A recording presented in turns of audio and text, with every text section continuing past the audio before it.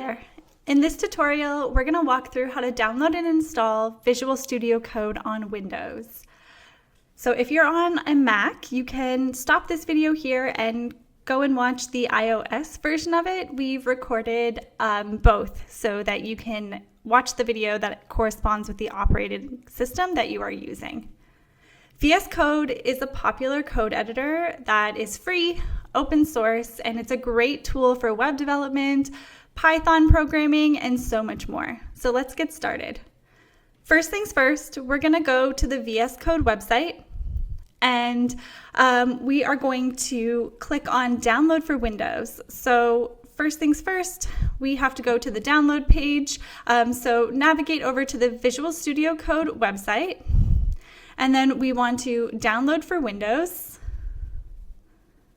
and a download will start. So you should be able to see it. If you're using Edge, you'll see it in the top right-hand corner. And if you're using Google Chrome as your browser, you'll see it down here in the bottom left. So we will download the installer. We'll wait a few minutes for it to download. Depending on the speed of your computer, this can take anywhere from 1 to about 10 to 15 minutes. So once this is finished installing, then we will walk through the steps on how to set it up. Okay, it looks like it's finished now. So I'm going to go ahead and open this up. Okay, first things first, you've got to accept the agreement. So I accept the agreement. Feel free to read through this if you would like, the terms and conditions. It is quite long, but it's always a good idea to read through it. Click on Next. This is where you would like Visual Studio Code to live on your computer. You don't have to make any changes to this. You can just leave the defaults. That's totally fine. Click on Next again. Click on Next again. Here you can create a desktop icon, which I like to do just as a shortcut to be able to get to Visual Studio Code quickly. You want to also add to path. So what this is for is if you ever want to use Visual Studio Code with your command line or terminal, which we won't be doing in this course, but you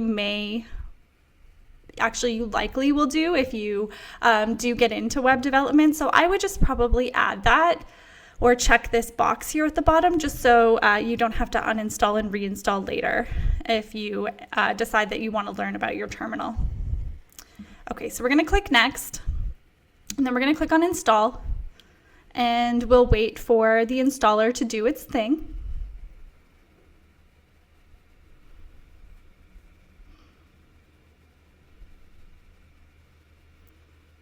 Okay, and then we're going to click on Finish, and that is going to launch Visual Studio Code for us. Awesome, so now we have it launched. So here we can either create a file or open an existing file.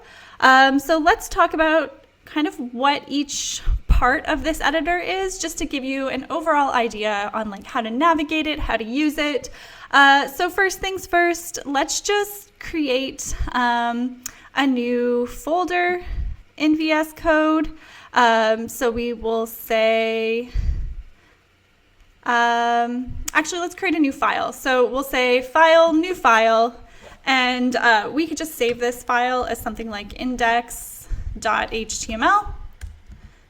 Okay. And we have to choose where to save that. So I'm just going to put it on my desktop just so I know where it is. And I'll click on Create File. And now I have this file open called index.html. The nice thing about Visual Studio Code is that it has built-in IntelliSense, which auto-completes code for us, and it allows us to also use keyboard shortcuts. So let me show you an example of that. Throughout the course, we'll tell you which keyboard shortcuts to use. There's lots of them.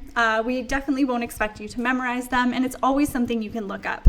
But for example, if you are in an HTML document and you wanted to kind of get your template to start the document, you could use the exclamation point tab shortcut, and that will create an HTML document for you, which is pretty handy.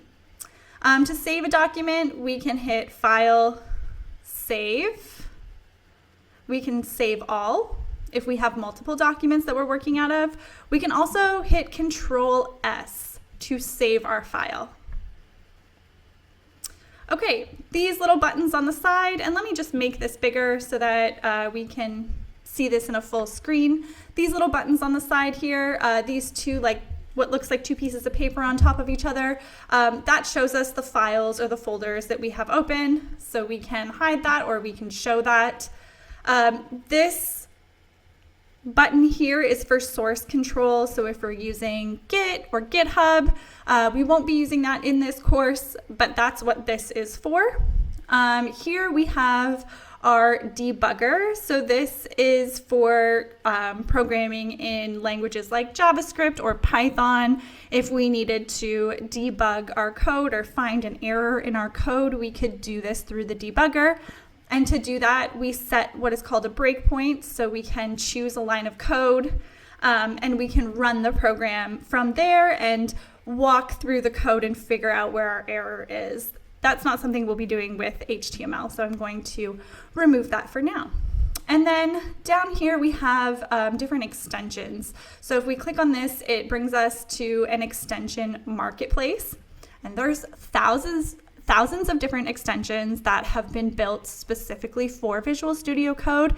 It's one of the reasons why it's such a popular code editor. So you can browse through those extensions and you can install any extension you would like. I would probably leave that alone for now, but if you did want to practice with installing one or two extensions, ones that I would recommend are something like a spell checker. So you can search for spell check and then you can read through the different extensions. You can read you can see the star rating. You can also read reviews. When you find one that you want to use, you can click on install. Another extension you could install if you wanted to get started with extensions is an extension called Live Server. And what that does is it will launch your code in a browser. And I believe it is this top one right here. So it will launch your code in a browser so that you don't have to refresh the browser every time you make a change to your code. As soon as you save, this just forces the browser to automatically refresh for you. And it just makes viewing your code in a browser a little easier.